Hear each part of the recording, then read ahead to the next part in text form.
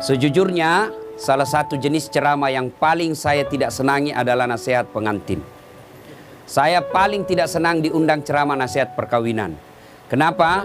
Setiap saya melihat pengantin baru, rasanya saya mau pengantin lagi. Nah, ibu bapak, saudara-saudara sekalian, karena yang menikah ini adalah adik saya, adik ibu yang beda ibu, beda bapak. Andai saja saya tidak bersaudara hanya karena tidak dilahirkan oleh perut yang sama, tapi dalam prinsip-prinsip kehidupan persaudaraan rasanya saya adik saya. Makanya saya datang di tempat ini. Pun bapak ibu kalau melihat ceramah-ceramah saya di YouTube, itulah karyanya si Ali. Di sini dipanggil rupanya VJ. Saya panggilnya Ali. Ya, ibu bapak, saudara-saudara sekalian. Kesempatan ini saya ingin sampaikan beberapa nasihat. Bukan nasihat ustadz, tapi nasihat agama. Yang pertama, kedua mempelai. Menikah, luruskan niat. Umumnya anak muda menikah dia bayangkan tempat tidur. Kalau tempat tidur kau bayangkan untuk menikah, maka siap-siap kau kecewa. Kenapa? Nikmatnya itu hanya sementara. Begitu sebentarnya yang namanya tempat tidur, maka disebut bulan madu. Tidak dikatakan tahun madu. Karena sebentar saja. Maka Nabi katakan nikahilah seseorang karena 4 hal. Yang pertama, nikahi kalau dia laki-laki, Ali nikahi dia karena kecantikannya. Ini penting cantik. Kenapa? Hampir 24 jam di depan kita. Baru bangun dia. Mau tidur dia lagi di depan kita. Mau makan ada lagi nih di depan kita. Pulang kantor dia lagi. Jadi kalau jelek, cepat kita bosan. Maka penting itu cantik. Ternyata cantik tidak boleh menjadi ukuran utama. Kenapa? Cantik ada batasnya. Bahkan zaman digitalisasi sekarang ini bisa jadi cantik di YouTube, cantik di Instagram, cantik di Facebook, ternyata aslinya hancur. Kenapa? Ada kamera 360. Putih mukanya, hitam lehernya. Cantik memang dia kalau di Facebook, tapi ketika diketemu aslinya jelek. Maka kecantikan ada batasnya. Okelah original kecantikannya. Sweet 17 kau cantik, 20 tahun kau cantik, 17 tahun kau cantik, tapi balik itu angka 17. 71 masih cantik, enggak lagi. Biar kau pakai dandanan apa, kalau sudah keriput hancur itu cantiknya. Ya, yang kedua kata Nabi, nikahilah dia karena keturunannya. Wajib kita lihat keturunannya. Tapi ternyata tidak boleh jadi prioritas. Kenapa? Ada orang bapaknya Nabi, anaknya pengkhianat. Anaknya Nabi Nuh. Ada orang bapaknya pengkhianat, anaknya jadi Nabi Ibrahim alaihissalam. Boleh melihat keturunannya, tapi tidak boleh menjadi prioritas. Kenapa? Karena ada orang bapaknya ulama, anaknya jadi penipu. Yang ketiga kata Nabi, nikahilah seseorang karena kekayaannya. Penting ini kekayaan. Itulah orang Bugis katakan, komelo komak bene mita ko yerong kayu mau decengi. Kalau kau mau menikah, lihat kamu apa yang kamu bisa hidup di situ. Tapi ternyata tidak boleh jadi prioritas. Kenapa? Harga diri seorang laki-laki jangan kau gantungkan hidupmu sama mertuamu. Insyaallah kalau orang Bugis tidak. Bapak saya sempurna sampaikan kepada orang tua mempelai, insya Allah bapak tidak dikecewakan oleh saudara Ali. Setahu saya yang selihat secara kasat mata, langka juga laki-laki seperti Ali. Punya prinsip hidup, jujur, dan jangan coba-coba kalau mau dibilang bohong, insya Allah tidak akan bapak temui di situ. Prinsip hidup yang paling penting bagi laki-laki adalah tegas. Ketika dia punya ketegasan, punya prinsip hidup, insya Allah anaknya bapak akan dilindungi. Yang keempat, kata Nabi, nikahi karena agamanya. Bertanya mahasiswa saya di Unhas, Ustadz kenapa agama nomor 4? Mestinya kan nomor 1. Jangan salah paham. Agama betul nomor 4, tapi dia tidak titik di situ. Koma. Utamakan agamanya, karena dengan agama kau dapat semuanya. Mendapat perempuan yang cantik, keturunan baik-baik, anak orang kaya, penghafal Quran, rasanya kalau ada 100 cewek belum tentu ada 1. Ada yang cantik mukanya, hancur akhlaknya. Ada yang akhlaknya baik, mukanya kesurupan. Jadi untuk cari sempurna ini sangat jarang. Kalau ada perempuan di rumah ini, ya sudahlah cantik, anak orang kaya, keturunan baik-baik, hafal Quran. Kalau ada tunjukkan saya juga masih mau. Iya kan? Sangat susah. Maka Nabi katakan utamakan agamanya. Dengan agama, insya Allah mukanya tidak cantik, tutur kata dan akhlaknya mempercantik itu.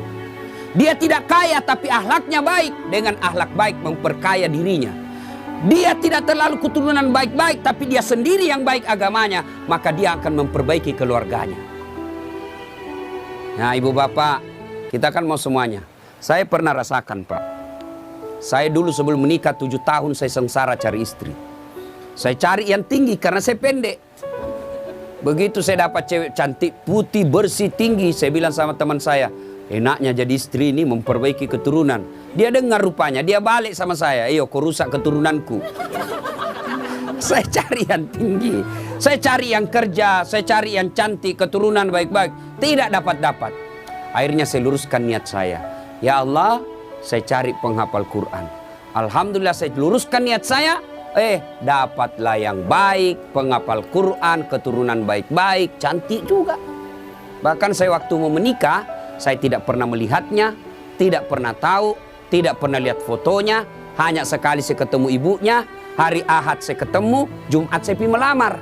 Begitu saya lamar, dia bilang ibunya, Alhamdulillah, memang saya ketika haji umroh, saya nasar siapapun yang lamar anakku kalau baik agamanya, saya terima. Dalam hatiku aman, masuk gigi 1. Aman. Alhamdulillah. Maka adik-adik ini yang masih jomblo-jomblo fisabilillah, kalau kau mau menikah jangan lihat cantiknya, jangan lihat keturunannya baik-baik, jangan lihat itu saja, tapi utamakan agamanya, karena dengan agama kau akan dapat semuanya. Nih ya. Yang kedua nasihat buat pengantin. Ya, nasihat buat pengantin.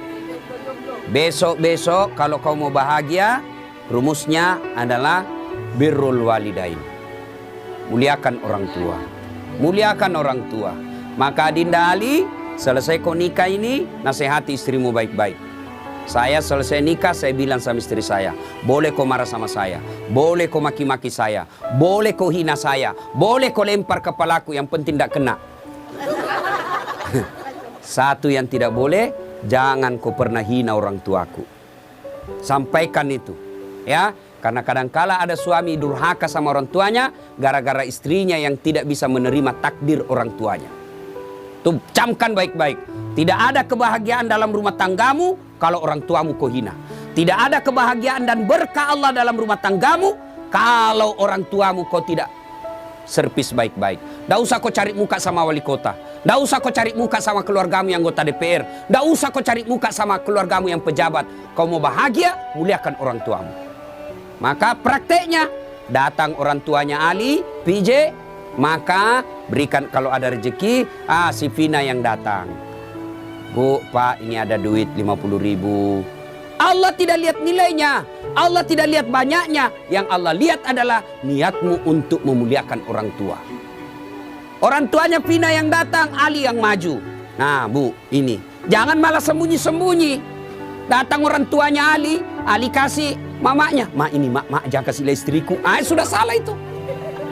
Ya, maka muliakan orang tuamu. Insya Allah ridallah fi ridal walidain, suktillah fi suktil walidain. Ridanya Allah tergantung ridanya kedua orang tua, murkanya Allah tergantung murkanya kedua orang tua. Ingat, ya. Buat Vina. Mungkin pernah baca kisahnya sahabat Nabi. Pergi suaminya perang. Dipesan sama suaminya, jangan pernah kau keluar rumah sebelum saya pulang dari perang. Pergi suaminya. Ternyata orang tuanya sakit. Datang tetangganya. Bu, kau datanglah lihat orang tuamu sakit itu ibumu. Suami saya pergi perang, dipesan tidak boleh pulang, tidak boleh keluar sebelum pulang. Sudah, datang lagi sakaratil maut, datang lagi panggil, Bu, kau pergi lihat orang tuamu sudah sakaratil maut. Suami saya belum pulang. Datang lagi ketika meninggal, kau datanglah terakhir kalinya, ibumu sudah meninggal. Mohon maaf, suami saya belum pulang. Marahlah utusan ini, lapor kepada Nabi. Ya Rasulullah, tetangga saya keterlaluan, mulai sakit sakaratil maut sampai meninggal ibunya, dia tidak datang besuk orang tuanya. Kata Nabi, kurang ajar betul itu anak. Kenapa bisa begitu? katanya dipesan sama suaminya yang lagi pergi perang, jangan keluar rumah sebelum pulang dari medan perang. Mendengar ini apakah Nabi marah? Subhanallah, Nabi justru menjelaskan, alhamdulillah diampuni dosa ibu yang meninggal karena punya anak yang taat terhadap perintah suaminya. Ibu-ibu, prestasi ibu bukan jadi anggota DPR. Prestasi ibu bukan jadi pejabat. Prestasi ibu ada pada suami. Fungsi utama suami bukan cari nafkah. Fungsi utama suami bagi seorang istri mencari ridanya. Kalau ridanya suami kau dapat, kau akan gampang masuk pintu surga. Kan perempuan itu gampang sekali masuk surga. 4 saja syaratnya. 1 sholat, 2 puasa Ramadan, 3 jaga harga diri dan keluargamu, 4 patuhi perintah suamimu. Kalau ini 4 kau lakukan kata Nabi, tuh 7 pintu surga, tadkhulul jannati bisalam. Kau masuk pintu surga dari mana arah saja. Kan banyak orang sukses di kantor, hebat kerjanya, banyak duitnya, tapi nalantarkan kewajiban suaminya kepada suaminya, maka demi Allah kata Nabi, jangankan masuk surga perempuan seperti itu, baunya surga kau tidak dapat. Maka Devina, mulai hari ini kewajibanmu memuliakan suamimu. Kemana orang tua? Orang tua ketika sudah bertentangan dengan perintah suami, maka lebih utama mengikuti perintah suami. Kenapa? Karena sudah diserahkan ijab kabul. Bapak tadi lihat itu ijab kabul, namanya penyerahan. Ibaratnya, nah Ali, ini mobil saya kasih kau. Silakan kau pakai semau-maumu. Tapi dengan catatan jangan langgar agama. Selama tidak melanggar agama, kau boleh apakan saja di mobil. Besok-besok ternyata mau diambil mobilnya, tidak boleh lagi. Kenapa? Sudah diserahkan. Kecuali si Ali yang kembalikan itu mobil kepada orang tuanya. Nah, itu ya, lebih utama memuliakan suami. Tapi insya Allah tidak akan pernah terjadi misalnya Vina mau kali, saya mau pulang dulu tengok orang tua saya. Tidak mungkin, tidak usah kau pergi. Tidak mungkin. Tidak mungkin. Selama itu tidak bertentangan agama, insya Allah tidak akan diberatkan. Ibu bapak saudara-saudara sekalian, ini banyak yang saya mau sampaikan tapi waktu yang terbatas ya. Ini nasihat buat pengantin. Sekarang nasihat buat kita ini yang datang. 1, biasanya kalau ada acara pengantin begini banyak yang pulang bawa dosa. Kenapa pulang bawa dosa? Datang mencela acaranya orang. Sampai kue-kuenya pun dicela. Kayak basi. Padahal membungkus. Ibu-ibu Columbus. Tahu Columbus? Kelompok ibu-ibu pembungkus. Tidak boleh ibu bungkus itu makanan kalau ada seperti ini ya. Meskipun ibu saudara sama yang punya cara, besok kita lihat. Tidak boleh ibu. Biasa hilang piring, hilang sendok. Dia bawa dengan piring-piringnya. Itu haram itu ibu. Ibu sama bawa makanan haram ke rumah sama daging babi kau bawa untuk anakmu. Tidak boleh ngambil tanpa izin. Meskipun keluarga kita yang pengantin. Yang kedua, biasanya kalau ada pengantin, banyak yang ibu-ibu tidak sholat. Coba kita lihat besok. Gara-gara apa? Make up.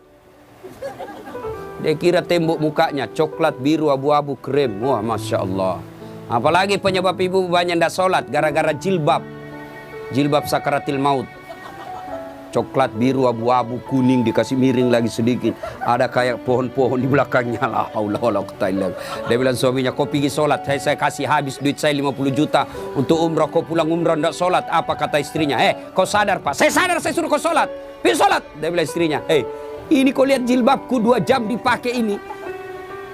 Jangan sampai ada seperti itu besok. Bagaimana pengantin mau berkah acaranya kalau lebih banyak tamunya tidak sholat daripada yang sholat. Yang ketiga, biasanya acara pengantin seperti besok banyak praktek mubasir. Ya, terutama air gelas. Terus saya lihat belum habis nyucuk lagi gelas yang lain. Ya, jangan habiskan dulu. Itu uang semua yang punya acara. Hanya 1 iris kau bisa makan telur, jangan ambil yang banyak. Ambil 1 tusuk dia bisa makan sate, dia ambil 3 tusuk, 2 tusuk jadi sisa, itu mubasir, uangnya orang sia-sia. Lebih kau nambah daripada kau ngambil banyak-banyak. Ada juga orang pengantin, pergi pengantin itu kayak porsi mengamuk diambil. Besar betul, tinggi betul piringnya, tidak habis juga. Lebih kau nombo, tidak ada yang suruh nombo Ustaz, ya suruh sendiri. Saya biasa kalau sedikit aja dulu saya ambil, ternyata enak, baru saya bilang Ustaz, tambah Ustaz, mari. Coba, jangan sampai kita buang-buang, itu mubasir. Yang keempat, biasanya kalau ada acara pengantin seperti ini, besok kita lihat, biasa banyak tersinggung pulang. Kenapa tersinggung pulang? Merasa tidak dilayani.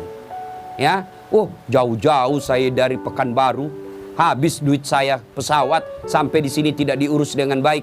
Tidak mungkin yang punya acara melayani ibu sepenuh hati. Kenapa? Ya jamaahnya banyak, tamunya banyak, jadi kita ngerti aja. Sampai ada yang pulang ngambek, nggak mau lagi saya ke sana. Kenapa? Setengah mati saya jauh-jauh, pakai baju baru, nggak kena syuting. Gara-gara syuting dia ngambek. Ya ibu bapak saudara-saudara sekalian. Nah, akhirnya adik Vina dengan PJ, kamu akan mengalami nanti geger budaya. Ya, persentuhan budaya yang berat. Itu pasti ada konflik, pasti.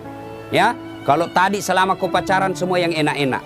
Ngomongnya iya kak, iya Dinda, hati-hati ada batu. Itu waktu pacaran.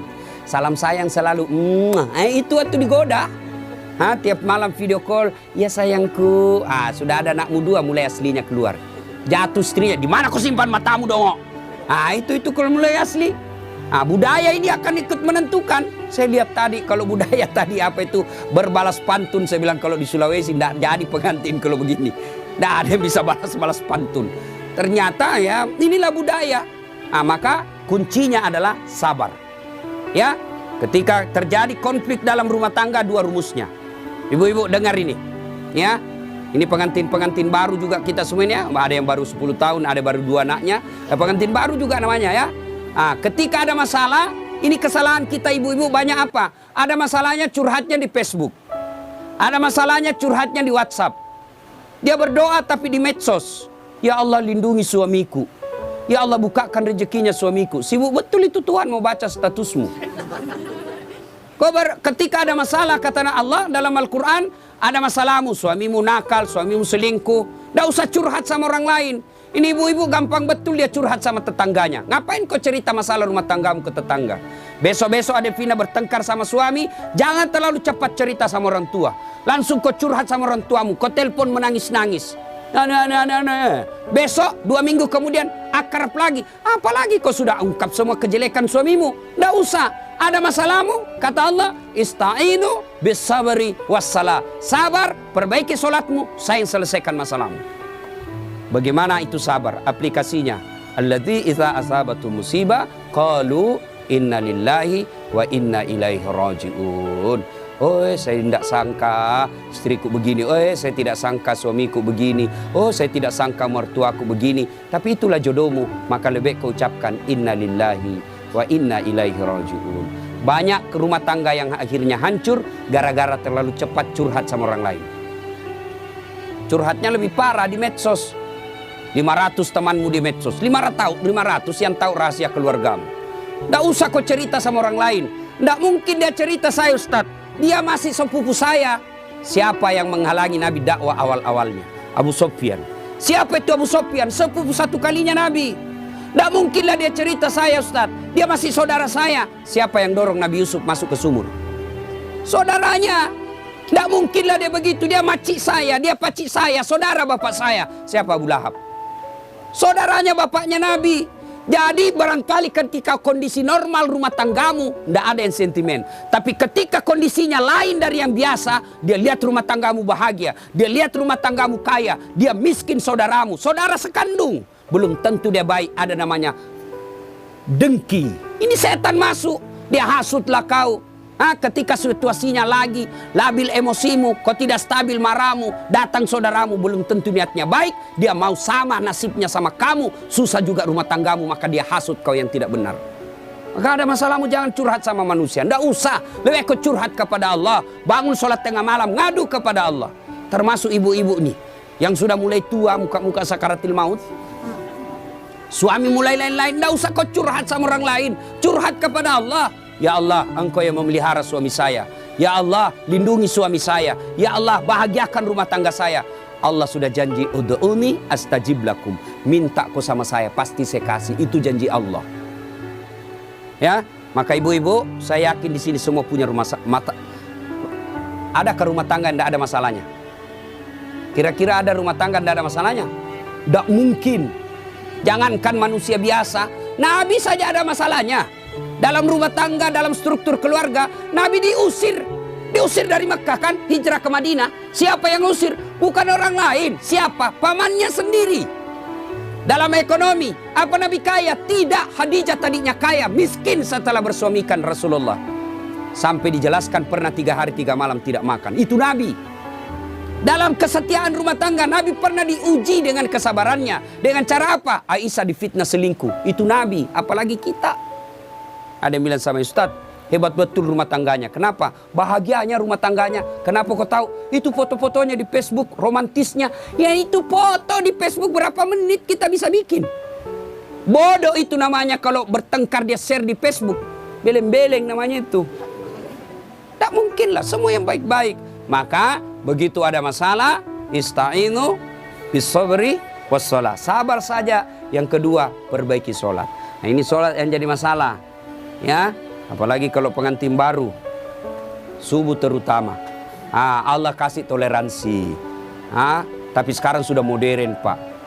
Ada air hangat, ada air sudah tidak seperti pengantin baru dulu kan. Rumah tidak ada kamarnya. Tamu 1 minggu baru pulang. Bingung kita Pak. Mau cari kamar tidak ada. Malu-malu lagi. Kamar mandinya dibawa pula. Mau mandi dilihat jauh orang basah kepala, tidak enak. Sekarang aman, 1 kamar sudah ada kamar mandinya di dalam. Pun kalau kenapa malu, kenapa mesti malu? Ini sudah halal. Ya, nah ibu bapak, saudara-saudara sekalian, banyak yang ingin saya sampaikan tapi waktu yang terbatas. Ada yang saya lupa satu lagi. Adinda Ali, besok-besok kalau marah jangan gampang bilang talak. Ini dengar semua laki-laki. Ya, marah jangan gampang bilang talak. Misal kau bertengkar langsung kau bilang saya talak kamu, jatuh talak 1. Artinya masih boleh campur. Damai malamnya masih boleh campur. Tapi ketika kau bilang saya talak kamu, 5 menit kau banting pintu saya talak kamu, jatuh talak 2. Artinya kamu tidak boleh campur sebelum nikah ulang. Panggil 2 saksi, ibu bapaknya, ada mahar, ijab kabul, baru boleh campur. Nikah ulang. Kalau kau tidak nikah ulang campur, sama hukumnya kau berzina. Bagaimana kalau dia saya talak kamu, 5 menit kemudian saya talak betul kau. Keluar dari rumahnya dia banting pintu, saya talak kau cilaka. Jatuh talak 3. Artinya apa? Harus cerai dulu baik-baik. Lalu dia nikah dengan dia menunggu 3 bulan, lalu menikah dengan laki-laki lain. Ternyata tidak cocok, dia cerai dengan laki-laki tersebut. Kau harus menunggu lagi 3 kali haid, baru kau nikah kembali. Hati-hati bilang talak. Bagaimana kalau perempuan bilang talak? Talaka, talaka, talaka, talaka, talaka, talaka. Biar sampai di atas pantatnya. Kenapa hak talak ada pada laki-laki, bukan sama perempuan, ya? Maka bapak ibu yang gampang-gampang, ibu bapak-bapak yang gampang marah, jangan kau gampang bilang talak. Marah bagaimanapun jangan bilang talak. Kalau dia bilang istrimu antar, kasih kembali saya ke rumahku. Oke, saya kembalikan kau ke rumahmu, saya ikut ke mertuaku. Anda jangan masalah seperti itu ya.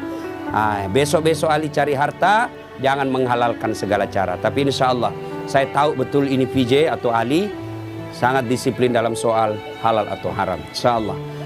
Demikian, mudah-mudahan ada manfaat. Sebelum kita akhiri,